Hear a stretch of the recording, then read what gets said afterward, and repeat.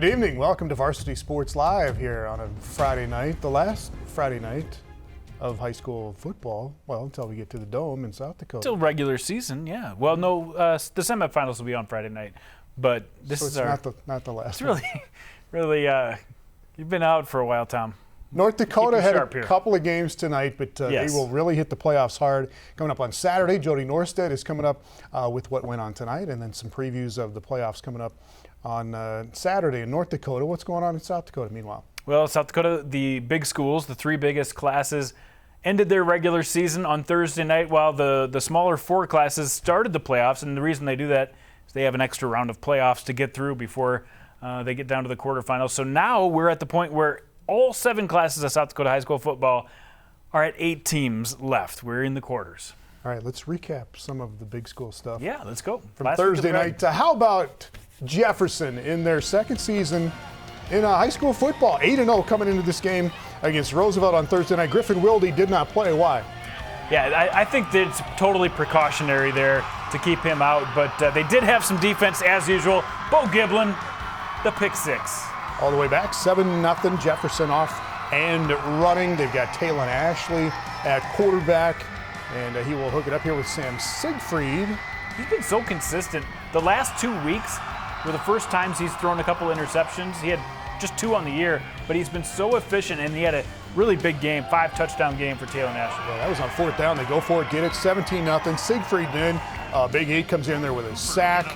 And then Ashley, this time, a little bit more yardage on this one, 24 yards to Evan Haug to make it 24-0. And they were about halfway to the total. After that, Jandy, they completed an unbeaten regular season at 9-0. 51-26 is the final in this one. You know what their closest game was this year, Tom? No. A 30-13 win back when they took on Lincoln. Seems like a long time ago, back in the President's Bowl. A dominant regular season for Sioux Falls Jefferson this year. Jefferson averaged 44 points a game in their 9 games. They will play Washington coming up in the first round of the 11 AAA playoffs. Roosevelt will take on Harrisburg, and we will take a look at all the brackets coming up here a little later on in the show. Speaking of Harrisburg, they were at OGorman on Thursday night, and this game was crazy. Opening kickoff, OGorman coughs it up. Harrisburg is on it right away on the road. Great break, and a couple of plays later, Gavin Ross with a touchdown. Look who's back. Gavin Ross, first full game back, and they didn't go lightly on him. 34 carries in the game for Gavin Ross, and he held up. 7-0 Tigers. First half winding down here. Dylan Elrod to Titan Tryon for another Harrisburg touchdown. It's 14-3 at this point. Yeah, they looked really good, and of course, they had won 7 games in a row coming into this game. Harrisburg was feeling good. Third quarter here, Jandy. Elrod to Max Carlson. It's 20-3, Harrisburg in the lead. Yeah, I was watching this game, and I thought it was over, but the OGorman running game got going. Their starting running back, Maverick Jones, was hurt on the first play of the game. They used Ryland Satter, and then the defense started to really take over. Peyton Gross with one of his 2 interceptions on the day. They had scored 2 touchdowns here. Satter had an 86-yard touchdown. It was 20-17. OGorman tries a field goal to tie it, but that's no good. Harrisburg still in the lead, 20-17. 1 minute left. Tigers trying to run out the clock, but they fumble it instead. Nathan Ratzlaff on it for the touchdown. OGorman is in the lead, 24-20. And it's still not over, though. Harrisburg, one more chance here. Yeah, they had about 30 seconds left to get down the field. Of course, they're going to go to Titan Tryon, but you see the Knights were all over them. So Harrisburg went for it on a 3rd and 1, didn't run. They threw the ball, threw the interception, and then Dylan Elrod, of course, wants that one back. He did not take care of the ball and fumbled it. So the turnovers at the end of the game really cost Harrisburg. And in this little back and forth, these 2 teams have had a little rivalry going on the last couple of years, and they're probably going to see each other in a couple weeks. We talked to Ryland Satter after the game, who really stood out with a huge performance. Being down that much and then coming back, it was definitely crazy, especially going into the end. We'll definitely be seeing Harrisburg again, and I want to see them again. I want to do the same thing. Yeah, I don't know if they want to get down 20-3, but they come back and win it. Yeah, the last couple times that they've played against Harrisburg, Harrisburg's gotten the upper hand, so OGorman back with the upper hand in this one, and a potential rematch in the semifinals 2 weeks away. Yeah, first round it'll be Harrisburg hosting Roosevelt, and OGorman will host Rapid City Stevens in the first round of the playoffs. Lincoln at Aberdeen Central on Thursday night. And Lincoln has looked really good at times this year, Jandy. They score in their first drive of the game. Tate Schaefer to Isaac Carrazzo, and the Pats are up 7-0. Yeah, this is a team that got off to a good start, 2-0 at the beginning of the year. Went through a slump in the middle of the season, but these last couple weeks, the offensive machine's really come together, and defensively they're playing much better. They moved the ball easily on Aberdeen Central, a team that had only given up about 5 points per game during their 5-game winning streak. But look at this nice catch by Isaac Jarosky in the corner. You saw Jack Smith take it in on the lateral, I guess. But 5 passing touchdowns in the game for Tate Schaefer, and the defense was good with Sawyer Toke as well. Interception there, and Lincoln goes to Aberdeen, wins 42-7. So the Patriots are 6-3 on the season. Both teams will be in the playoffs. Lincoln will take on Brandon Valley in 11 AAA, and Golden Eagles of Aberdeen will take on Spearfish coming up in the first round in 11. Yeah, they hold on to that number 3 spot despite the loss because of what they did against Brookings and Yankton in the last 2 weeks. So Aberdeen Central still in a good spot. All right, back to the biggest schools in the state, Washington and Brandon Valley. Both teams 3-5 coming into this game, and Brandon Valley right away. Jack Thuy to Dylan Langrock. Great catch for a big gain there. And then Delvon Spears-Whitty with a touchdown run. Yeah, so Lucas Slack, the quarterback for Brandon Valley, out because of injury. Thuy came in. He held it together pretty well, and then Tommy Hoffman, the sophomore quarterback, had a big day with Trig Otten. Otten scores, ties it up at 7-7. Now Brandon Valley up 14-7. Tristan Bisbee with the pick and the stick in the end zone. It goes all the way back. 21-7, Brandon Valley in the lead, but there would be plenty more points scored in this one. Tristan Fitzsimmons, a touchdown run for the Warriors, made it 21-14. Brandon Valley right back though. Thuy to Devion Bonwell-Whitty for a score. Now, this is a name you're going to want to get to know. Just a freshman putting up some big plays for Brandon Valley, but in the second half, this thing turned around. Washington caught up, and in the last drive of the game, Elijah Tanaya gets him inside the 5, right at the 5-yard line. They waste about a minute before they do a field goal opportunity, and Isaac Johnson saves the day for Brandon Valley with a blocked field goal to preserve the 2-point win for Brandon Valley. Things got crazy there in the second half, but the Lynx somehow find a way to get it done.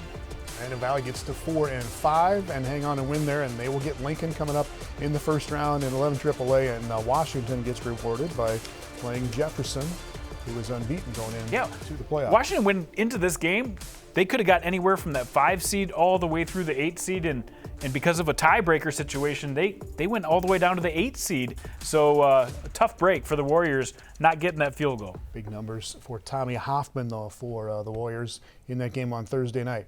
All right, 11A, also final game of the regular season. Dell Rapids at Dakota Valley. Dell Rapids at 8-0 coming in. Jandy and Dakota Valley first. Shane Onema to Randy Rosenquist. Yeah, the offense was clicking for Dakota Valley, and honestly, they were a big play offense while Dell Rapids just moved down the field systematically, and that's how they got their first touchdown right there. Sutton Williams scores, ties it up 6-6, and then Dells goes ahead. Jack Henry to Braden Pankonen. Nice catch. He's had a couple nice weeks in a row. Pankonen, a weapon, and then they can go to a lot of different guys. Mason Stubbe gets this touchdown. They built up a little lead, but Dakota Valley talked about those big play opportunities. Well, Onema found Rosenquist for another big play. Watch this one. Turns around, takes it 55 yards, and it's still 22-12. Dell Rapids in the lead, but fourth quarter here, Panthers again. Onema to Rosenquist. He thought he had a touchdown on this one, but they said he was out about the 5-yard line. They would end up getting the touchdown a couple plays after this, but Rosenquist, such a huge threat, but that's all they could muster. Got within 4, couldn't quite get the lead back, but huge effort for Dakota Valley to be able to play against the number 1 team in the class and show that they belong. After Dell's led it 22-6 in this one, 22-18 is the final. So Dell Rapids will be the number 1 seed in 11A. They will get Lennox coming up in the playoffs, and Dakota Valley's still going to be the number 5 seed, and they'll play Sioux Falls Christian. Yeah, that's a rematch of last week. So Dakota Valley, a couple losses in the last 2 weeks, but they showed they can play with those top teams in those losses. I saw Dells in the first game of the year at Madison. With Henry and all these guys, Stubbe that can run it, Hank Onen, they've got a lot of talent on that team. They do, and they've really gotten better throughout the year, more consistent on the offense, and that's the part I was worried about. Defensively, they're going to be just fine. All right, playoff games on Thursday night. In 11B, we had the first round here. Bridgewater, Emory, out at Hot Springs. Jandy and Hot Springs. The Bison coming in at 6-2. Preston Iverson is their quarterback, and he can run it. This guy's so fun to watch. 5'6", but so hard to tackle. He's got the moves, he's got the speed, and he's just hides enough behind those defenders. Look at this one. If you look at the ball carrier here, it looks like he's down, but he rolls right over the ball carrier, stays on his feet. That's a huge play by Preston Iverson. Couple of plays after that. Iverson with a touchdown throw here, or throw to the 8-yard line as he scrambles out. Hooks it up with Modes Kerr. Now remember that they were eliminated by Bridgewater Emory Ethan last year and have lost the last couple times against them. Huge respect for BEE getting to the finals the last 3 years. And Hot Spring said they needed to play a perfect game to compete in this one. Well, it was a near perfect game, Tom. Will Gilbertson jumping on a fumble there for the Bison. They're already up 14-0. And then Iverson would play fake and he will ramble in. 21-0. Home team in the lead. This was the only touchdown for Bridgewater Emory Ethan on the pass to Sutton Aaron, and made it 21-6, but Hot Springs was not done yet. The other Iverson, the twin brother here, this is Landon Iverson. How about Landon? And they've got a couple guys, and again, about 5'6", so hard to take down. Those two boys are doing some big things for the Bison this year. So he takes it 55 yards, and then Preston Iverson would run it in from there. Everything bouncing right for the Bison, though. Near disaster there. Cameron Majeski picks it up, takes it down. They would score again, keep scoring. And how about Hot Springs as they get to 7-2 on this season and win 45-6? Not surprised that Hot Springs won, but I am surprised 45-6. Bridgewater Emory Ethan has had to go through so many injuries in the last few weeks. Of course, their starting quarterback has been out since week 2, and now their best running back, Riley Endress, has been out the last 3 weeks. It took a toll on them, and Bridgewater Emory Ethan wasn't able to continue that success that they've had in the last 3 years. But this Hot Springs team, they might be one to watch as they go play Roncalli next week. We talked to their quarterback, Preston Iverson, after the game. We kicked ass tonight. That's a pretty good team over there, and we just brought it. Oh yeah, state's the final destination, you know. We worked hard every single day over the summer, and hard work pays off. Hard work paid off for Preston and his brother Landon, and congratulations to Ben Kramer and the rest of the Hot Springs Bison. They hadn't hosted a playoff game since 2015 and hadn't won a playoff game. I didn't look, but it's been a long time since Hot Springs won one. And was just looking, they go to Aberdeen Roncalli next. Roncalli is the 2 seed in this class, and they are unbeaten so far. But Hot Springs at Aberdeen Roncalli coming up in 11B next. 9AA playoffs on Thursday night. Platt, Gettys, and Hanson. This has been a great matchup. Hanson has been knocked out in the last 3 playoffs by Platt, Gettys. Yeah, how about that? And then they, by a stroke of luck, get Platt, Gettys. They get on the board first, but you got to be worried right away when you get a touchdown given one up by Joey Foxley, who gets right back on it for Platt, Gettys. You never know. Tied it up 6-6, and then Hanson goes on a roll here. Jace Slava, who scored that first touchdown, does it again. Hanson goes up 14-6. Jackson Jarding busting loose for a long touchdown run. Hanson up 22-6, and they are well on their way. This next play here is 1 second remaining in the first half.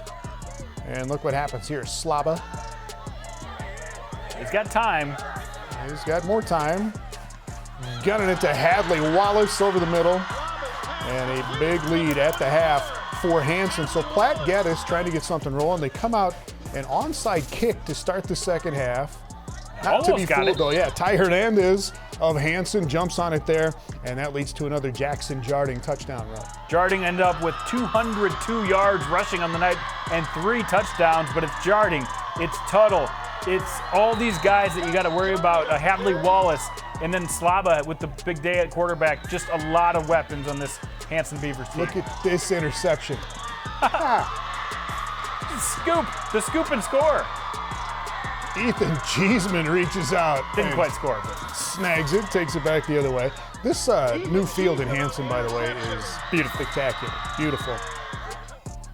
And then another Jackson Jarding touchdown run, and the home team, Hanson, is rolling. They will win it 42-18, and Hanson gets to 8-1 on the season. So Hanson had a nice lead going into halftime, but they still said they were nervous because they had lost so many times to Platt Gettys that it took until late in that game before they really felt like they had this one clinched. And the two-time defending champs from Platt Gettys are eliminated from the playoffs, but what a run they had over the last couple of seasons. Cheeseman with 2 interceptions, including that one-handed grab by Hanson.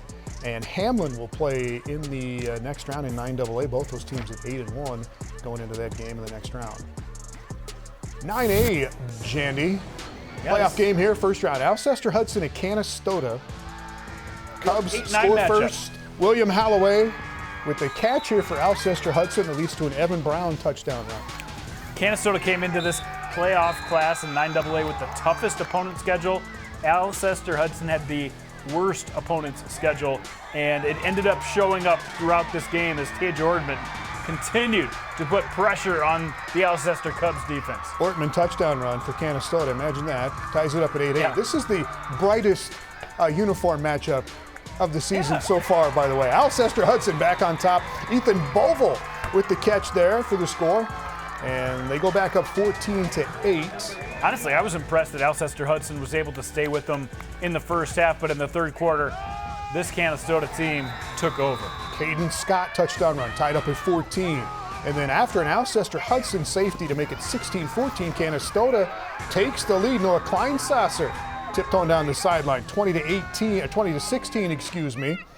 And then the Hawks keep it going. Caden Scott with the touchdown run after the grab. And then Canastota again with Ortman.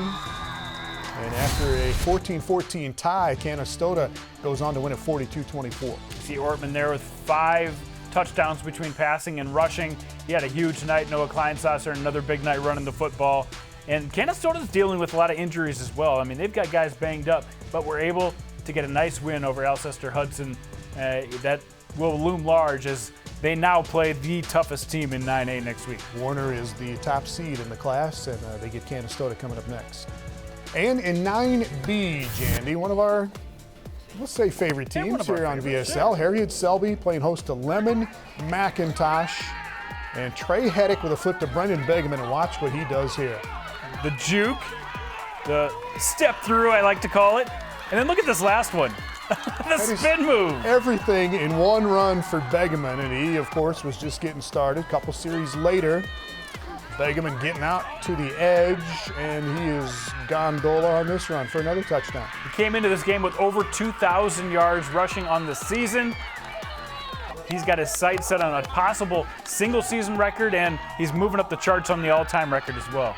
Lemon McIntosh down 20-0 early second quarter here, but they get a Sawyer Thompson to Blair Ham touchdown on the swing pass there. Still 20-6. Harriet Selby in the lead, and then all Wolverines after that. Another Look at that Begeman highlight coming out of the backfield to make that grab.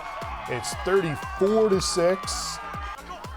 And then right before the half, Heddick to Darian Barker on a pitch and catch for a touchdown. They're so much tougher to beat when Heddick is on like he was last night with 5 touchdowns throwing. Begeman obviously is always going to be a force, but Heddick had it going on with Gill. He had it going on with Barker. He had it going on with Begeman. They are a really tough team when he has things going. And here's Trey Heddick after the game. Yeah, they didn't put a safety over the top tonight, so I had a good chance to throw the ball. And I mean, especially Brendan and Trevor Gill, those guys are 2 big playmakers. And if we can get other guys involved, that gives them confidence to make plays too. And I mean, the more those guys make plays, then we can get Brendan more room, you know. But yeah, if we can spread it out a little bit, it gives Brendan a lot of room to run, and we can just complement each other passing and rushing. So we just handpicked a few games in the playoffs to highlight, but there were a lot of interesting games on the night. There was a 1-point win by Redfield over Woonsocket Weston Springs Sanborn Central. That was a lot of fun. There was a last-second touchdown by Freeman Academy to give them the win. Corsica Stickney played against Irene Wakanda. Irene Wakanda was the double-digit favorite, or the double-digit seed in that one, and got the win over the 5 seed. So there's a lot of fun stuff that happened, and we'll go over the brackets later in the show to show you exactly how that all unfolded. All right, when we come back, though, we will go to North Dakota and Jody Norstedt with the night of highlights, and as he looks ahead to the playoffs on Saturday coming up in North Dakota. You're watching Varsity Sports Live, presented by South Dakota State University.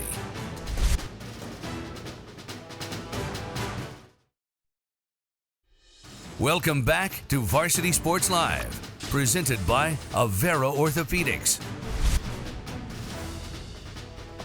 Welcome back to Varsity Sports Live. Let's get to North Dakota tonight, and Jody Norstedt snuggled in that hill of helmets up there in West Fargo. Jody, what's going on?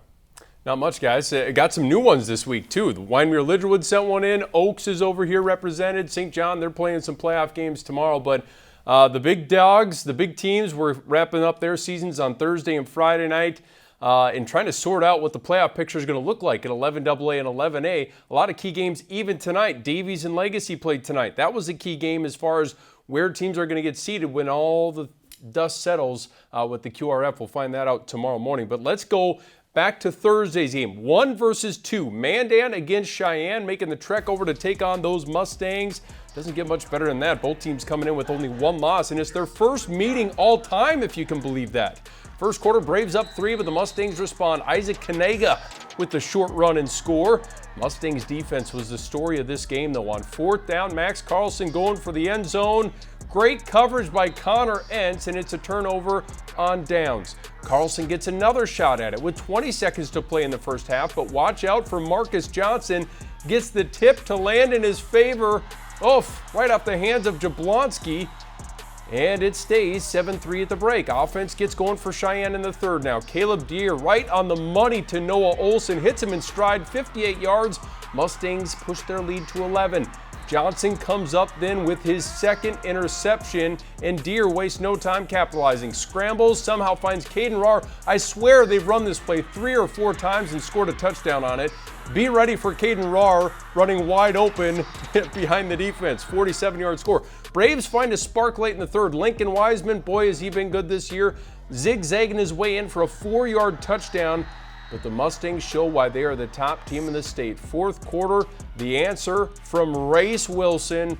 Race cuts to the corner, and he's in for another touchdown on the season. Cheyenne finishes the regular season with a 28-17 win over number 2 Mandan, giving Mandan their fewest points scored on the season as well. But most importantly, the number 1 seed is Cheyenne's entering the postseason. We just knew they were a good football team, and we had to try to stop them. So we're fortunate that it did go that way. But, it says a lot about the team game and how great they've played. We put some pressure on the quarterback, put him in a spot where he had to make some tough decisions, and then Marcus was fortunate to make great plays on him. Really fun when you get 4 interceptions and 5 turnovers on defense.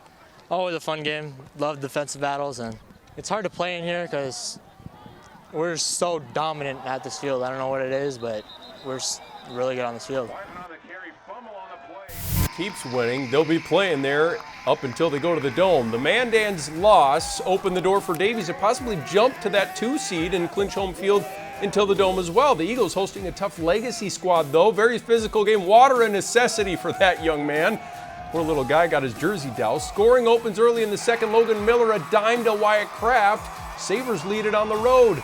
Legacy's defense had the Eagles all out of sorts. Ben Watson blows up the option play by getting a mid on the ball. Big play by the sophomore. Elijah Hayes recovers, but a huge loss. With just over a minute to play in the first half, Carl Henry gets the rock, and Henry, his 6th rushing touchdown of the year, makes it 14 zip visitors at the break. Under 4 to play in the third. Look at the hole opened up by the offensive line. It is Miller time, as in Logan Miller. Flying 81 yards to Pater. He told me after the game he didn't even know he could run this fast. 21 zip Sabres with 3:50 left in the third.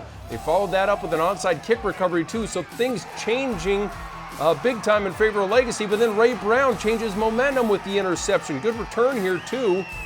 The Eagles take full advantage. Hayes is going to finish off the drive, galloping 21 yards through a pack of Sabres. Davies on the board heading into the fourth down, 21-7. They get a stop. And then another score, Claybo to Brown, who only needs one hand here. What a catch. He sprints into the end zone, trims the Legacy lead to 21-14, 8 minutes left. Davies had a couple of chances in the final 4 minutes, but both drives end the same way. with an interception. The tip drill pick here by Wyatt Kraft puts the game on ice with under 40 seconds to play. Legacy with a big 21-14 win, winning in enemy territory coming across the state. That's one of the biggest wins in program history as they go rolling into the postseason with a little bit of momentum. We knew all week that this Davies team, how physical and how great of a team they were. And this week at practice, we had a great practice, and I'm so proud of every single teammate of mine, defense and offense, special teams tonight. They did an amazing job, and it just feels great to get the win. For one, this is the first time that our program has ever won in Fargo. So that proves it right there a lot, that we can travel, we can prove that we can win on the road coming down here. So, you know, I'm very happy about that. Legacy did lose a couple of guys, though. Ben Watson, the sophomore, had an interception in that game, got injured. Vegas George did too, one of their top defensive linemen. Our televised game between St. Mary's and Shanley, this one was a little bit rough for the Saints. Connor Kraft gets a touchdown pass. The Saints had major turnover issues. This one picked off by Jordan Leininger, and he's in for the score. 21-0, less than 6 minutes into the game. Troy Mattern's team couldn't have looked more dominant. Landon Meyer with the takeaway, and he's not finished. Meyer weaves his way through the St. Mary's offense, returns it 55 yards for the score. Shanley up 42-0 by the end of the first. Second quarter, more of the same. Michael Rosberg hits Kraft on the slant for a touchdown. Kraft is an all-state basketball player. Boy, he looked good on the football field, especially last night. And later, with a defender on him, Connor entered the game with 2 touchdowns on the season. He got 3 scores in the first half. Shanley wins it 70-14. The Deacons score their most points in a game since 1979. More importantly, they roll into the postseason with no shortage of confidence. We just went out there right away. We got that 3-and-out right away, and then we went and scored an offense. And then just the turnovers kept happening. We were just scoring, and it just felt good. I didn't even realize we scored that many points. And then we just kept scoring, and good team effort all around. If you talk to any coach, everything's always off of your defense, right? And I thought first half, the short fields that our defense gave us was phenomenal. I mean, we had a couple touchdown pick sixes, and then to have the ball inside the 30 multiple times and capitalize on it. But yeah, our goal was to move the ball around on offense and get opportunities, and I think our kids executed well. Well, Bismarck High with its last chance to pick up a win, taking on rival Century. Patriots need a win to make the playoffs. It's been an uncharacteristic season for these two programs. 4th down inside the red zone, Century goes for it. Ty Allen, great coverage, great start for the Bismarck defense. Century finally gets going at the end of the first. Kyan Barth unloads one down the sideline for who else? Ryan Brynjolfsson, great coverage, it doesn't matter. That goes down to the 15. That led to a field goal. Second quarter, Barth on the read option. Turns on the Jets, and he's going to be in for the 17-yard touchdown. The extra point makes it 10-0 Patriots. Century starting to close in on a win and a playoff spot. Aren't you glad they handed it off to Peyton Arndt? Double Deuce fights his way across the goal line. Arndt rushes for a $140, and the score, Century wins it 23-0. After starting the season 0-5, they win 3 of their last 4 and will now play top-seeded Cheyenne next week in the state quarterfinal round. That's the only matchup we really know. That'll be the 1 versus 8, and it's a matchup of the 2 teams that have combined to win the past 3 state titles. For Bismarck, obviously a very frustrating season. They finish 0-9. A lot of struggles there for Bismarck so far, but they have a pretty good junior class coming back next season for Mark Gibson's crew. Minot and West Fargo fighting for playoff positioning. The Magi sitting at number 5 in the latest QRF. West Fargo in the 7th spot. Packers dealt a tough blow this week, though, losing the state's leading tackler Josh Ballstead to a season-ending injury. The defense making him proud early, though. Mr. Momentum, Peyton McGregor jars the ball loose from Logan Conklin. 1 of 2 fumbles forced in the first quarter. They just couldn't capitalize. They do break off a big play late in the first, though. Tiedemann to McGregor, the EDC's leading receiver, thinks he has a touchdown, but great hustle by Tyson Rosiska to get the shoestring tackle, and it ends up being huge because they hold the Packers to just a field goal. Connor Hoselton makes it 3-zip. Second quarter, Conklin sneaks behind the defense, and quarterback Jaden Sparrow finds the treasure. It's a 72-yard touchdown, and Minot has a 7-3 lead on the road. Next possession for the Magi. Handoff to Rosiska. He makes some nice moves to pick up 15 of his 157 rushing yards on the night. It led to a field goal and a 10-3 lead at the half. Sparrow looking for another deep ball to start the third, but how many times have we seen this? McGregor read it the whole way. Jay Gibson hustling to watch him get into the end zone. Game tied up at 10s. but Minot scores the next 14 points. Once on a Sparrow keeper, and this one on the legs of Ruziska, who had our cameraman even fooled. They go for 2 coming up here to make up for a missed extra point on the previous score, and Logan Conklin with an outstanding catch as he's getting pulled down by the defender. And for the 3rd straight week, Minot is in the win column, 24-10. The Magi haven't been much for style points this year. Toughness in the trenches has been the name of their game. I think we just outmuscled them. Our O-line and D-line, we just stopped the run, and we were able to run pretty well. It's really motivational, like 3 or 4 straight wins going into the playoffs, so I think we got a lot of momentum. I think offensively, we found a rhythm and executed in the second half, something that we can carry forward in the playoffs. And just getting that feel where we handled some adversity tonight too, gave up a pick 6, bounced back, had a really good drive to punch the ball in the end zone. I thought our defense, played really well throughout the game. So now it's just about cleaning it up and trying to go 1-0 next week. Fargo South trying to make its climb up the QRF, and Valley City coming off that tough loss last week at double overtime to Central. Highlanders lead 3-0 early, but Demarion Semenko rumbles down the left sideline for a 20-yard gain. One of the biggest plays of the half. Wasn't much offense in this one. Brevin Wark then back to pass inside the 10, finds Zach Thomason open, and Zach flashes into the end zone. The first touchdown Valley City has allowed at home in the first half all season. Bruins take the lead over the Highlanders. Final drive of the half, Valley City with 3rd and long after 3 back and forth timeouts. Bryson Heck rolling out, flicking over to Jonah Harstead, who can't hang on. A big hit by Thomason. Bruins lead 7-3 at the end of the half, and take a look at the final score of this one. Fargo South holds on, nitty-gritty out in Valley City. I didn't even think about that one before the show, and I don't even know it. So Fargo South gets a big win. And now you look at those 3 losses that Fargo South has, all 3 of those have come to teams at 11 AA, so playing up a class. Will they be the number 1 in the QRF? Or will Red River be the number 1 in the QRF? They were number 1 in the polls coming into the night. Valley City number 2 in the polls coming into the night. So still going to be interesting to see how things play out in 11A when the bracket gets revealed. Jamestown hosting North. This one was last night. These two were at the top of the polls for much of the season, but have struggled in the second half of the season. Blue Jays 2-2 over their last 4. North with just 1 win over its last 4 games. After a scoreless first, North gets on the board in the second. Ethan Walk tossing it to his buddy Jeremiah Sam, who's able to make the tough catch, get 1 foot in for the touchdown. Game tied at 7 at the half. Blue Jays come out of the locker room, put up points. Hochhalter to Jackson Walters a couple of times on the drive, and then they get the touchdown. Spartans respond. Welk looking for Sem again. Low throw, but no sweat for Sem. How about these basketball standouts shining this week? Connor Kraft, trio scores for Shanley. Sem a pair of touchdowns. Game knotted at 14. After the offenses being silent in the first half, they were scoring like crazy in the second half. Hochhalter to Nate Walls, who's back at full strength, it looks like. Watch him carry the defender into the end zone. Jamestown goes back in front 21-14. Anything you can do, I can do better. Welk, the shovel pass to Jim Miller, powering his way in. It's tied at 21. Here comes the 5th touchdown of the quarter. Hochhalter's to Walters again. Jump ball, Jackson, go up and get it. What a season those two have had. 12th touchdown catch of the year for Walters. 28-21 Jamestown going into the 4th. Only thing that could stop the offenses would be a turnover, and the Blue Jays get one. Ethan Gall, the pressure. Keelan Harstead with the pick. The offense capitalizes. Hochhalter this time to 6'3" target Preston Gall. 5th touchdown of the game for Hochhalter. It's 35-21. North reaching into its bag of tricks to find a spark. Peter Haugo halfback pass. Intercepted by who else? Hochhalter. 5 touchdowns, and then the picks to seal the deal. Game ball nominee for Peyton? You betcha. Jamestown picks up the 49-21 victory to move to 7-2. Welk with 3 touchdown passes himself, 2 picks. John Williams carried most of the load on the ground, 94 yards. Peter Haugo wasn't able to do much in this game. I'm not sure if they were just having him on a pitch count, trying to rest him for the postseason.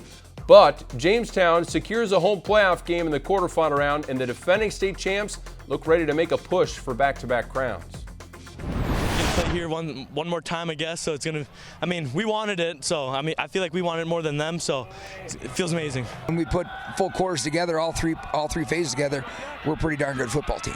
So that's just something that we have to kind of regroup after we lost to Wahpeton and lost to Valley, kicked us in the teeth, and these guys want retribution on a few things, and I'd say a lot of us do. So we get to play next week and host another game here at Hanson Stadium. So that tussle for home playoff spots, Red River and South, I think it's going to come down to those two for the number 1 seed now. Valley City losing, they might fall down to the 3 possibly, and Jamestown probably that 4 spot, but who knows? Anything could happen. Jamestown, there wasn't much separation between Jamestown and Red River 2 through 4 in the QRF. The computers will analyze. They'll get back to us tomorrow morning with a playoff bracket in both 11AA and 11A. But we have playoff football coming up tomorrow, 11B and 9B playoffs. When we come back, Brad Anderson and Chase Miller joined me earlier this week. We'll take a look ahead to Saturday's action. You're watching Varsity Sports Live, presented by Farmers Union Insurance.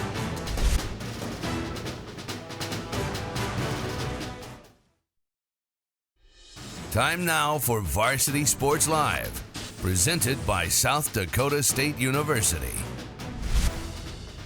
Well, tomorrow is a jam-packed day of playoff football in North Dakota. Opening round of 11B and second round of the 9B postseason. Two of the best at covering high school sports in the region are here to help us out. 740 The Fans, Brad Anderson and Chase Miller from your live event. Here's a look at the top half of the 11B bracket. You see the 4 matchups. I feel like each one of these could be really good. Brad, which one excites you the most? A couple of them. I'm curious to see. I think Langdon, Edmore, Munich is probably as healthy as they're going to be. They appear to be playing better, and we'll see if they can pass the ball a little bit against a pretty stout Kindred defense. And I think see if they push the Vikings a little bit. I really like Central Cass and Bottineau. Central Cass just, had a clunker against Oaks and, hung in there well against Kindred. But that, with the 3 seed, and they're facing a Bottineau team that I don't know if the state, and we talked about this last year in 9-man, we didn't know a lot about them, how good they were, and here's a real good test for them coming up on Saturday. Yeah, Ryder Pullman in that passing attack really good for Bottineau. And that Langdon-Edmore Munich Kindred matchup, you talked about it. Cardinals won 3 state titles before Kindred won the state title last year, and that was just a 3-point game again last year when Kindred was able to knock Langdon-Edmore Munich out of the playoffs. In the bottom half of the bracket, Bowman County's not an easy draw for second-seeded Velvet Drake Anamoose Garrison. The Bulldogs just beat Beulah last week, and their 3 losses have all been pretty close games. The Bulldogs also have the athletes in the Duffield brothers to match up with that standout passing attack that the Aggies employ, led by sophomore quarterback Ben Shep. Chase, that Oaks and Thompson showdown, that should be good too. Yeah, and there's some history. 2018 9-man semifinals where Thompson eventually won, finished off a perfect season. That's their last state championship in football, finishing a perfect 12-0. So you take a look at Star Civic, obviously for Thompson, that's where it starts. You had Roller with that kickoff return for a touchdown last week, so special teams. But if you have a healthy Vossler quarterback for Oaks, you got a Sumby there also with weapons with him, Paper and Heim. I mean, Oaks' only loss is Kindred. Thompson's only loss is HCV and Bottineau, so they've lost to the best so far in 11B. Yeah. We'll see if that continues. I think Oaks might have the slight advantage, but Thompson's a team where they might be a little ticked off, if you will, after what happened last week up in Thompson. Yep, Hillsborough Central Valley took it to him a little bit. One note on that Trinity Ray Powers late game, Outlaws standout QB Tyson Eggett, who was just named Region Senior Athlete of the Year, has missed the last few games. He's doubtful for this one, which would be a huge loss for Ray Powers Lake if he is not able to go. All right, let's take a look at the 9B bracket. Starting with the top half, I think Lemoore and Cavalier are heavy favorites. We can probably all agree on that. St. John beat Surrey pretty good in the regular season. Any reason for Mayport CG to be sweating as they host Wyoming Lidgerwood, Brad? I think they have to be, not, I say completely concerned, but they, Wyoming Lidgerwood's very good, but for the second year in a row, they've lost injuries with a key component. Last year they had a rash of injuries, but won a playoff game. Quarterback Brandt is out. They moved Brian Quam to quarterback. He had over 100 yards against Hatton Northwood. If that ground attack gets going, they can chew up some clock, and you never know what kind of gadget plays Scott Stringy's going to draw up. But I think Mayport CG is, they handled them fairly well, especially pulled away in the second half of that matchup way back in August. And, I think at home and with Carlson and Koenig and, the weapons they have, probably going to be a little too much for the Warbirds. But, Wyoming Lidgerwood's not going to, they're a good club. They're very, very good. And as we look at the other 4 matchups, Hettinger County played great last week, but New Salem Hallmont put up 72 on the Huskies just a couple of weeks ago.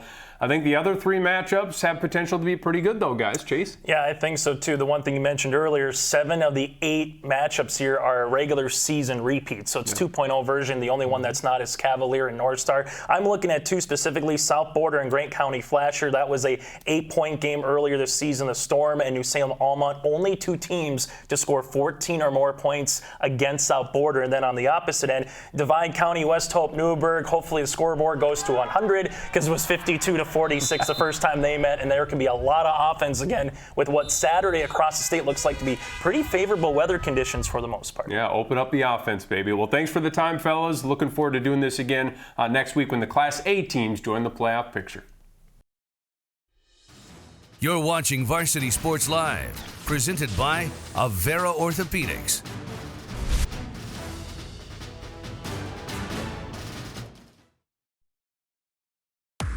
Welcome back to Varsity Sports Live, presented by Farmers Union Insurance.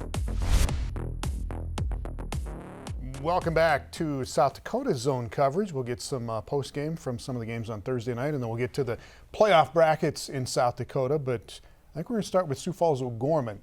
Yeah. Always in the race. They're 7-2 right now. They're going to be the number 2 seed in the playoffs. Crazy comeback to beat Harrisburg on Thursday night. Crazy comeback. The game started out with a fumble. Remember that? OGorman fumbled it. They scored. And then the first offensive play, Maverick Jones, the leading rusher in 11 AAA, was injured for the rest of the game for OGorman. They had a couple of linemen get hurt during the game as well, and yet they persevered and got the win. And we talked to Jason Poppinga after the game and got his thoughts on what's become a pretty good rivalry with Harrisburg. Defense played outstanding tonight, against a really powerful, Harrisburg offense. And, our kids really resilient, losing our tailback, one of our best players early in the game, fumbling the opening kickoff. I mean, about everything the bad could happen did right away to us. But, our kids hung in there and believed it and made some big plays. Satter had a huge night tonight, made some great plays, but ultimately, our defense made up stops at the end and got the points that we needed at the end to win the game. Got down 20-3, came back and won at 24-20, and they in Harrisburg might meet again in 2 weeks. Well, I think in an honest moment, you ask both those two coaches, they fully expect to play each other in 2 weeks. But, they've got some business to take care of before then.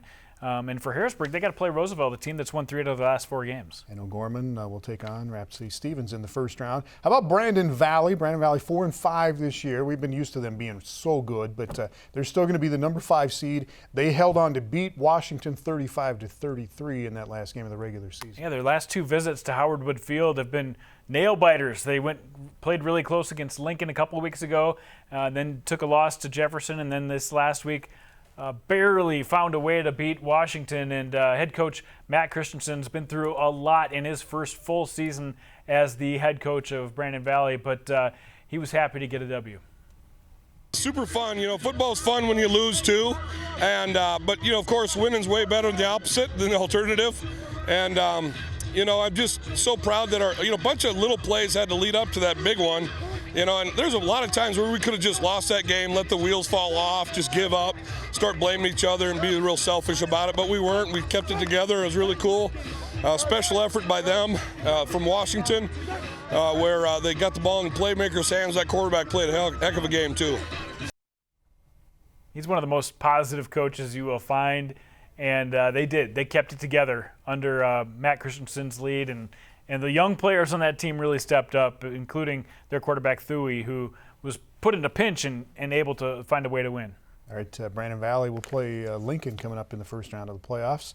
11B, Hot Springs. I don't know if they're surprised or not, but they beat Bridgewater Emory Ethan in the first round of the 11B playoffs, beat them 45-6. Yeah, that was a surprise. I mean, Bridgewater Emory Ethan was undefeated just a couple of weeks ago when they took on Winter, and then the wheels came off. And, of course, they did have some injuries. Riley Endress was hurt, and they had their quarterback out since week 2 and some other things. But for Hot Springs to do what they did, that's a huge statement win for this team. And Ben Kramer was thrilled and honored to beat a team like Bridgewater Emory Ethan. Extremely proud of this football team. We've been on the other side of things with this program, and Coach Van Leeuwen, the Bridgewater Emory Ethan program, I got nothing but the utmost respect for them. They've been in this position, or he's been in this position his whole career, so on a personal note, it means a lot to me to finally get a win over Coach over there. It's all three phases. We spend a lot of time on all three phases of the game, and geez, they just played their tails off tonight. I mean, I have no words right now. I'm just really happy. It's got to be a great feeling. He has just not been able to get over the hump and beat a team like Bridgewater, Emory, Ethan over the last couple times they played him. So it's got to feel good to not only win, but get a convincing win for Hot Springs. Stevenson twins are really good football players, man. Yeah. Landon and Preston do a nice job. Let's go through the playoff brackets here, Jandy, starting with 11 AAA. And again, everybody gets going next Thursday, and it'll be Washington and Jefferson. All of these, other than Brandon Valley and Lincoln, none of these games matchups in the regular season were close. Jefferson beat Washington big time. OGorman beat Stevens 49-7. Harrisburg beat Roosevelt, shut them out as a matter of fact, but Brandon Valley and Lincoln was close. Honestly, that's the game everybody's looking at, because probably the same results this time. The one maybe is you got to look at Roosevelt. I mentioned they'd won 3 out of their last 4. They could maybe put something together, but Harrisburg's been really well, playing really well. So I really would look to that Brandon Valley-Lincoln game as the game to watch in this bracket. Lincoln beat Brandon Valley 34-30 just a couple of weeks ago on Harrisburg, the defending champion in 11 AAA. In 11 AA, Pierre is going for how many in a row again? 6. They're going to try to win their 6th straight title, and the 3rd one with Lincoln Keenholz as the starting quarterback, which Garrett Stout won 2 before that, and then Peyton Zabel won 1 before that. So it'll put Keenholz in some more rare air. Pierce 9-0. They did not play Sturgis during the regular season, but that's the matchup there. Yankton beat Brookings in a really good game on homecoming in Brookings, 38-27. Watertown T-Area is the other one. T-Area beat Watertown 39-6 just last night, and then Spearfish and Aberdeen Central in the other matchup there. 11A, first round. Lennox and Dell Rapids didn't play each other during the year. Dell Rapids comes in, though, at 9-0 and the number 1 seed. This is one you really could see anything happen. I mean, anything. Canton could find a way to beat Beresford. Madison has had a couple of good games. They didn't play with West Central in the regular season, but they could find a way to play with them. And then Dakota Valley, Sioux Falls Christian was close. I mean, this could be some really good quarterfinal matchups. Yeah, Beresford and Canton. Beresford beat Canton 7-6 back in the second game of the regular season. And yeah, these are all going to be really good matchups. Lennox comes in, and they didn't play again Dell Rapids, but Dell's beat a handful of teams that beat Lennox during the season, but we will see what happens in 11A. In 11B, second round coming up next Thursday, winner. None of these teams played each other during the regular season, by the way, but winner is the top seed at 9-0. Duel's only lost, though, they're 8-1. Their only loss is to Aberdeen Ron College. How about Duel? 7-1, took care of business against St. Thomas More last week. Owen Quayle is on an absolute tear, but unfortunately they're going against Winner, who is just way better than everybody else, especially on that top side of the bracket. But I'm interested to see if maybe Elk Point Jefferson can give them a match. I think they're the one team you look at in 11B. We're not overlooking Aberdeen Roncalli or MVP or even McCook Central Montrose, but I'll tell you what, I think Elk Point Jefferson has earned the right to be considered the next best team in that class. All right, 9AA, Wall is undefeated. They will take on Bonham. Wall averaged 53 points a game, gave up less than 5 a game. Yeah. Hanson and Hamlin is a matchup of 8-1 teams, and then a Howard down there at the bottom. They are 9-0 as well. Yeah, I think Parks and Howard could be a really interesting matchup. Howard, number 1 team in the rankings all year, but 3 in the seeds. Elkton Lake Benton comes into this round 9-0 as well in 9AA. 9A, Jandy, second round. Warner is the top seed. They are unbeaten right now at 9-0.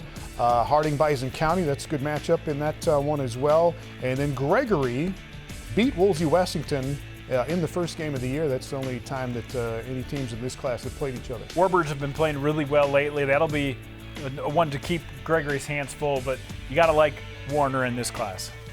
All right, 9B, you got Harriet, Selby area up there, the top seed. They are unbeaten. And then down on the bottom, Hitchcock Tulare had 5 shutouts this year. They averaged 52 points a game. 2 double-digit seeds making it into the quarterfinals, but I think Harriet, Selby area and Hitchcock Tulare, I mean, I would take those 2 teams to advance to the Dome.